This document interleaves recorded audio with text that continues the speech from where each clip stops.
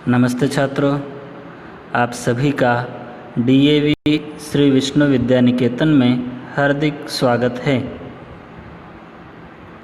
मेरा नाम टी संतोष, कक्षा 9वीं, विषय हिंदी, और आपका जो अपना पाठ है वो है बदले अपनी सोच, भाग 3। इसके 2 भाग हम देख चुके हैं।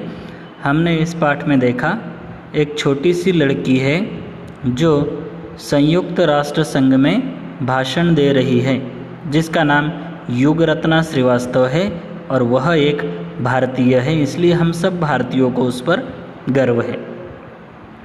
वो संयुक्त राष्ट्र संघ में कुछ इस प्रकार प्रश्न पूछती है कि वहाँ पर सभी ज्ञानी व्यक्ति होते हुए भी स्तब्ध रह जाते हैं, उनके पास में उसके प्रश्नों का कुछ उत्तर नहीं होता है। यहाँ तक हमने पढ़ा था।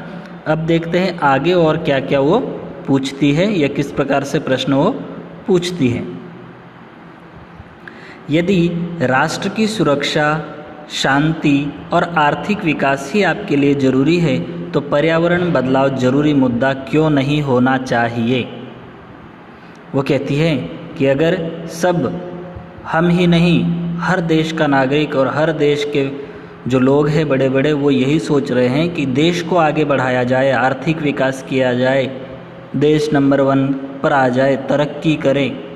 अगर देश को तरक्की की राह पर लाना है, देश को आगे बढ़ाना है, तो उसके लिए पर्यावरण बदलाव जो है वो सबसे अधिक ज़रूरी है, वह ज़रूरी मुद्दा होना चाहिए।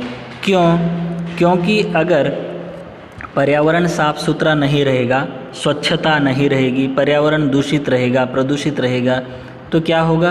अधिक से अधिक लोग बीमार पड़ेंगे, बीमारियां फैलती जाएगी और इससे क्या होगा? देश आगे नहीं बढ़ेगा। अगर देश को आगे बढ़ाना है तो पर्यावरण बदलाव जो मुद्दा है वो ज़रूर होना चाहिए। मैं आशा करती हूँ कि संयुक्त राष्ट्र संघ मानवीय दृष्टिकोण से सोचेगा। वो कहती है कि यहाँ पर जितने भी लोग बैठे हैं, संयुक्त राष्ट्र संघ के जितने भी सदस्य हैं, मैं चाहती हूँ कि सब लोग मानवीय दृष्टिकोण से सोचेंगे, खाली पर्यावरण के बारे में ही नहीं। अगर पर्यावरण स्वच्छ रहेगा, पर्यावरण अच्छा रहेगा तो हम भी स्वस्थ रहेंगे, तो इसलिए मानवीय दृष्टिकोण से सोचेंगे, मैं ऐसी आशा करती हूँ। पुरानी बातों को भुलाकर नए कदम उठाएगा। पुरानी बातें, जैसे अभी तक क्या होता है, सब लोग अपनी ही कंट्री के बारे में सोचते हैं, हम अपने ही देश के बारे में सोचते हैं, लेकिन पर्यावरण एक देश की सीमा तक नहीं है।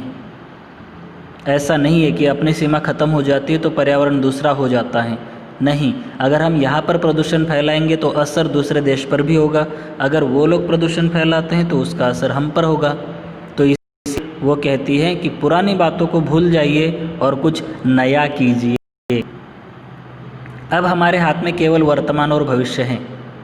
भूतकाल में हमने जितना किया, प्रदूषण किया या जितनी कुछ गलतियां की वो की, लेकिन वर्तमान और भविष्य अपने हाथ में है। तो अब से हम क्या करें? उन गलतियों को सुधारें ताकि अपना जो भविष्य है वो अच्छा हो। अब हमें कुछ ऐसा करना होगा जिससे भविष्य का संरक्षण हो। अभी वर्तमान हाथ में है और वर्तमान में ऐसा काम करना होगा ताकि जो भविष्य है वो अच्छा रहेगा और भविष्य का अपने संरक्षण होगा या आने वाली पीढ़ी के लिए अच्छा भविष्य मिलेगा। आदरणीय नेतागण, जब आप कोई नीति बनाए तो हम नादान बच्चों और लुप्त होते जानवरों के बारे में भी सोचिए। वो कहती है कि जितने भी वहाँ पर नेता लोग या लीडर लोग बैठे हैं उनसे रिक्वेस्ट करती है कि मेरी आपसे विनती है कि अगर आप कोई नीति या नियम बनाते हैं तो उन नियमों में बच्चों के लिए और जो जानवर है लुप्त होते जा रहे हैं उनके बारे में भी कुछ नियम बनाए जाए, ताकि नादान बच्चों को शिक्षा कंपलसरी की जाए, उनको काम पर न लगाया जाए। साथ में अभी क्या होता है कि जंगल तोड़ने की वजह से सभी प्राणी गांवों में घुसते आ रहे हैं और लोग इतने खराब हो चुके हैं कि लोग अब सभी तरह के जानवरों को खाने लगे हैं। तो इस तरह से जानवरों की सुरक्षा के लिए, बच्चों की सुरक्षा के लिए भी कुछ नीति और नियम बनाए जाएं। महात्मा गांधी जी ने कहा था, धरती के पास सभी की आवश्यकताओं की पूर्ति करने की क्षमता है। जो अपनी धरती है, आवश्यकता जितनी आपको ज़रूरत है वो सब ज़रूरतें आपकी धरती पूरी कर सकती है, किसी के लालच की नहीं। लेकिन अगर आपके अंदर लोभ है, लालच है, तो वो कभी पूरा नहीं होता है। लालच हमेशा लालच ही होता है, क्योंकि अगर आज मेरे पास 1 लाख है तो मैं चाहता हूँ 2 लाख आए, 2 लाख है तो 4 लाख आए, 4 है तो 8 आए, मतलब मेरा लालच बढ़ता जा रहा है, लालच ख़त्म नहीं हो रहा है। तो कहते हैं, गांधी जी ने सही कहा था कि धरती के पास में सबकी आवश्यकताएं धरती पूरी कर सकती है, परंतु लालच नहीं। पक्षी आसमान में उड़ता है, मछली पानी में तैरती है, चीता तेजी से दौड़ता है, लेकिन ईश्वर ने हमें वरदान के रूप में सोचने के लिए बुद्धि दी है। युग रत्ना कहती है कि जो पक्षी होते हैं आसमान में उड़ सकते हैं, मछली हमेशा पानी में रह सकती है, तैर सकती है, चीता इतनी तेज दौड़ता है कि उसके बराबर किसी को दौड़ना भी मुश्किल है। लेकिन इन सब से ज़्यादा हमारे अंदर एक चीज़ है, वो है बुद्धि। हम अपनी बुद्धि से सबके ऊपर राज करते हैं, चीता है या मछली है या पक्षी है, सबको कैद बनाकर रख सकते हैं। लेकिन वो सब चीज़ें गलत है। हमें सोच अच्छी रखनी चाहिए, हमें उनके साथ में भी प्रेम भाव रखना चाहिए और अपनी बुद्धि का सदुपयोग करना चाहिए। भगवान ने हमें इन सबसे अलग चीज़ दी है बुद्धि, तो उसका हमें सदुपयोग करना चाहिए। इससे हम परिवर्तन और सुधार दोनों ला सकते हैं। जो अपनी बुद्धि है उसको अगर हम सही उपयोग करें, सदुपयोग करें, तो इससे क्या होगा, पर्यावरण में परिवर्तन आएगा, सुधार आएगा, बदलाव होगा।